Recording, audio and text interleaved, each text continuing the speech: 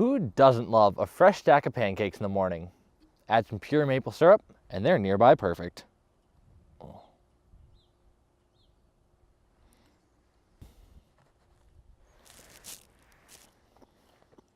Now, maple can be used a lot more than just for breakfast.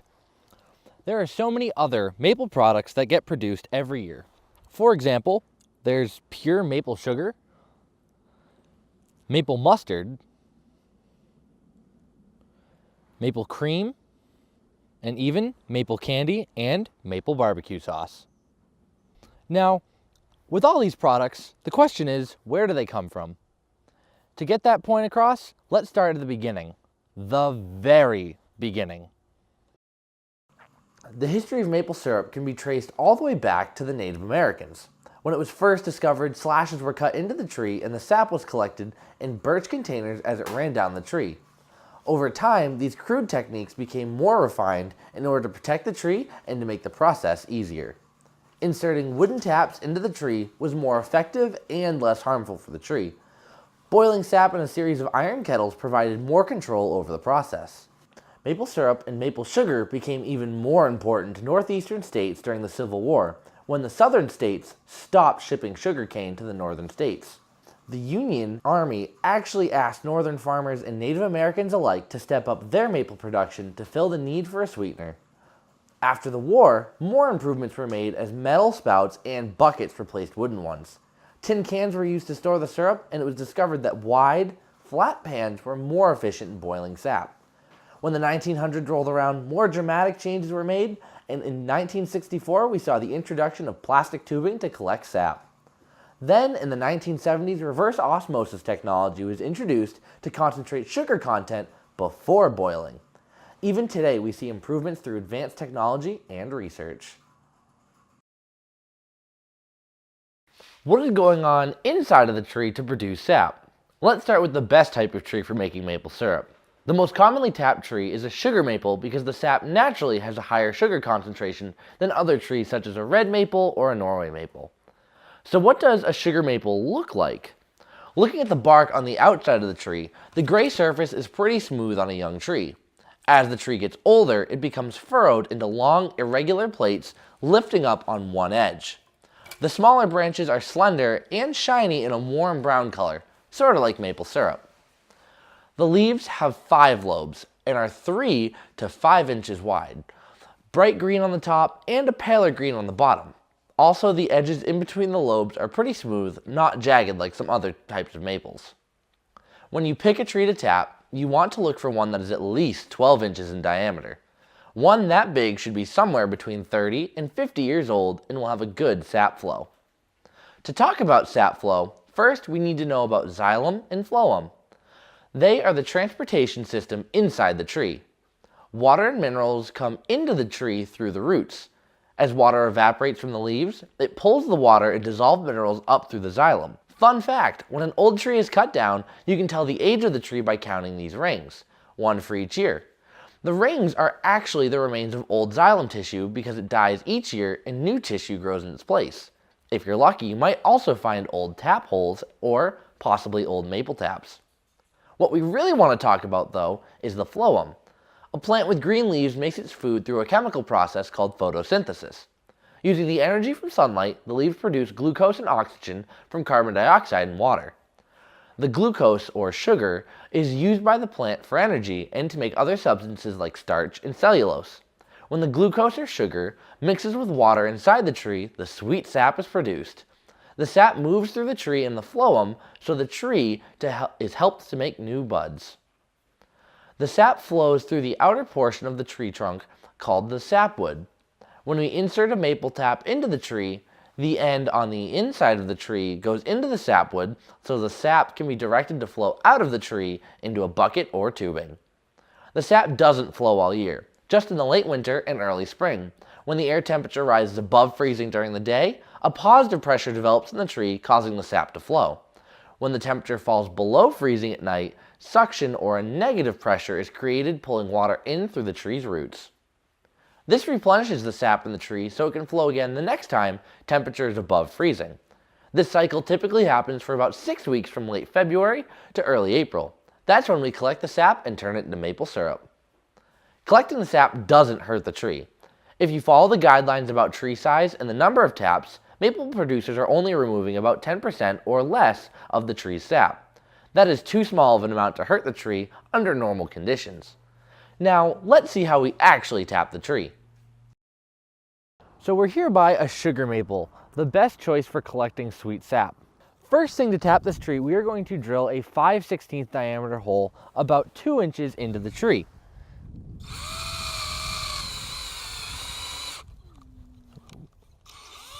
Now, tapping the tree does not hurt the tree, as in the next year, the tap will seal and the tree will be healthy as ever. Next step is we get this tap or spout and we watch the magic happen.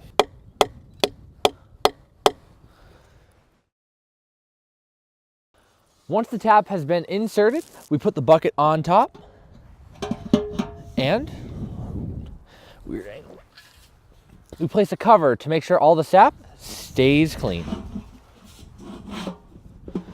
So now that we've tapped this tree and we put a bucket on it, is there any other ways that we can tap a tree?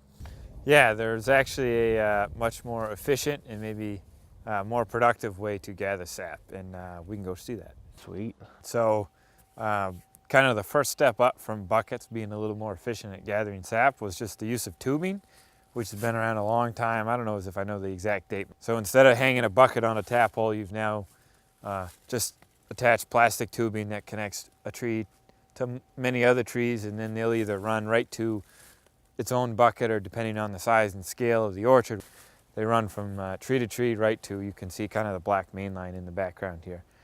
And that black main line, or any colored main line, will run to larger pipes or whatever you've got into a central tank location.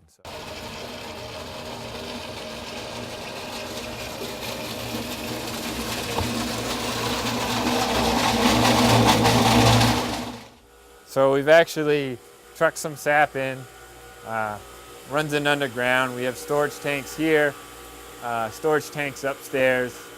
You get filter when it comes in.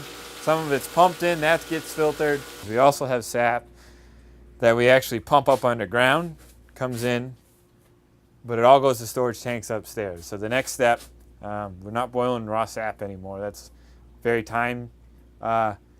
large time commitment and large energy investment in order to get that sap, the water out of the sap, just on an evaporator. So everything goes through an RO right now. So RO is reverse osmosis. It's been used in the maple industry since the 1960s, roughly.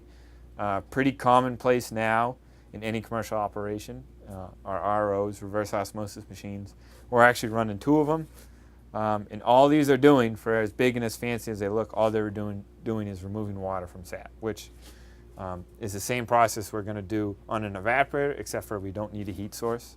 And you can remove that water much more quickly, much more economically with reverse osmosis. So we're typically taking 70 to 80% of the water out of the sap before we start boiling it.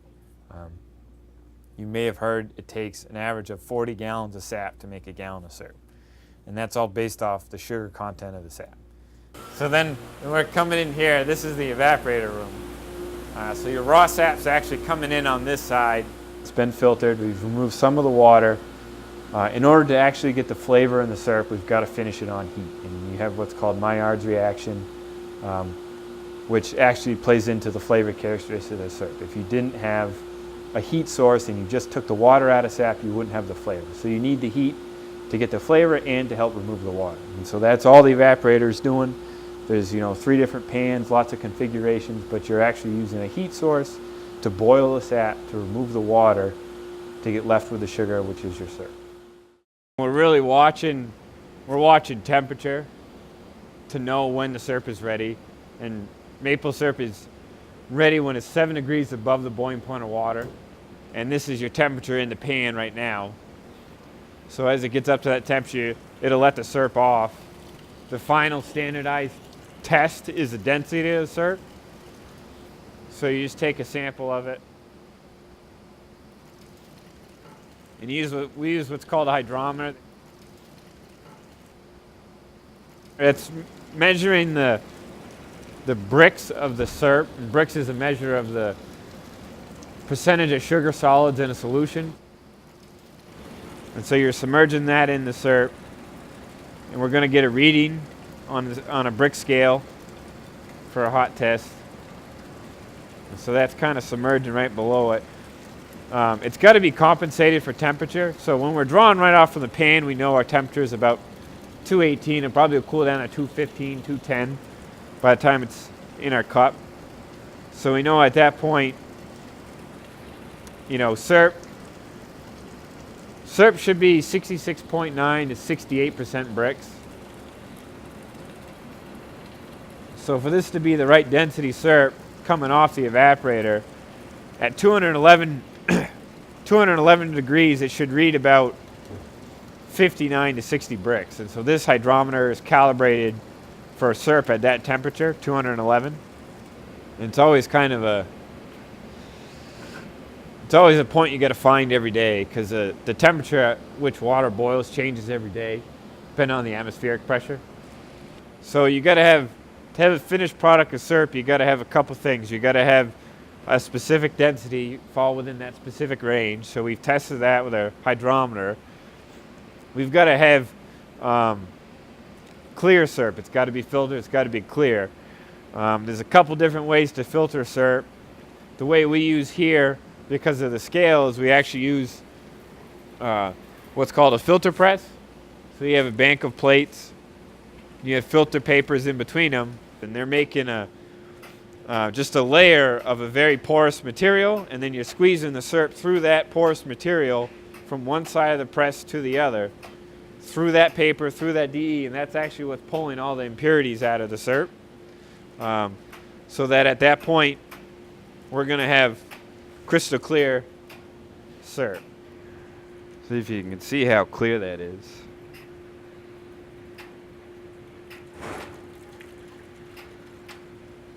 Once it's filtered, we send it to a couple of places. We'll either, if we're using it for long-term storage, we'll put it in a stainless steel drum, and that'll be hot packed and sealed up tight as soon as we're done with it. And that syrup will keep in a drum like that for years and years and years.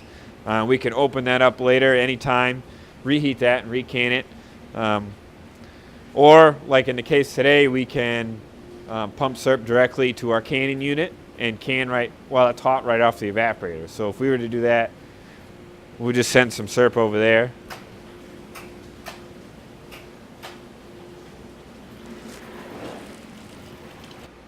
So you got to have syrup that's the right density.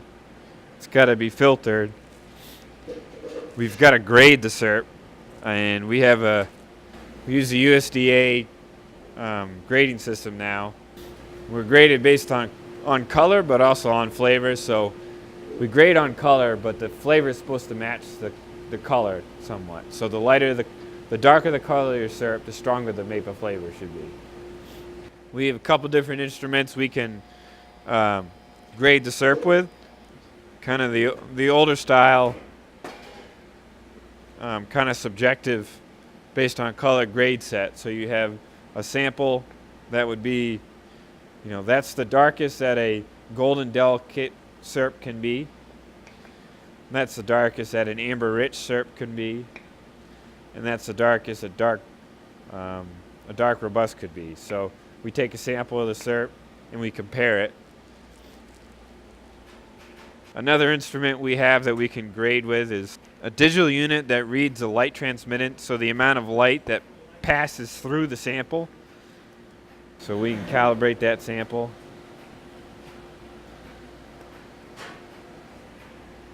And then put our sample of syrup in there.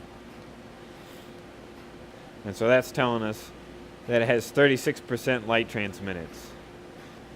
So again, 36, that would characterize it as a dark, robust grade of maple syrup, which is what we got from here. So 2 different ways we can grade syrup, but the same result. So all we've done, we brought our hot syrup over directly from the evaporator. This is a water jacketed canner, so we have hot water and a electric probe that's keeping the syrup at a constant temperature of 180 degrees. we're keeping it at 180 degrees so that we ensure that we might kill anything that might be in that syrup when it's getting packaged. After that, you've got clean packages, and you're just filling it up with syrup.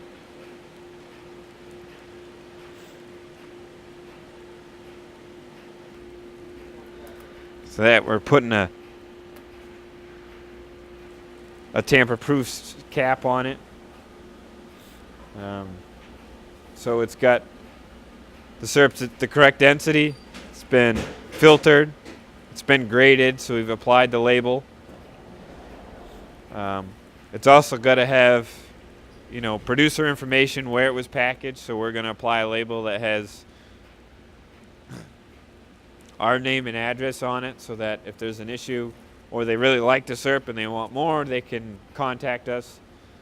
The final thing we got to have for all packaged syrup is there's got to be some sort of a batch code on it. So if there's an issue with the product, or again, maybe they really like the product and they want exactly that again, you've got to have some kind of a code that you can go back to and either pull all of that batch off the shelf or know what that was.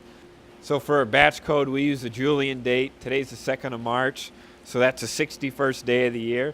So we're just going to put that on the bottom of the jug, so that if any customer picks that up, they have an issue with it or anything, we can ask them what's the date on the bottom of that jug. They can give it to us, and then we can pull that out of our inventory if we need to, or anything like that. So now that we've explored some different aspects of maple production, I hope you have a better idea of everything that is involved. Without the botany, chemistry, history, economics, and other contributions, we wouldn't be able to enjoy this delicious maple syrup.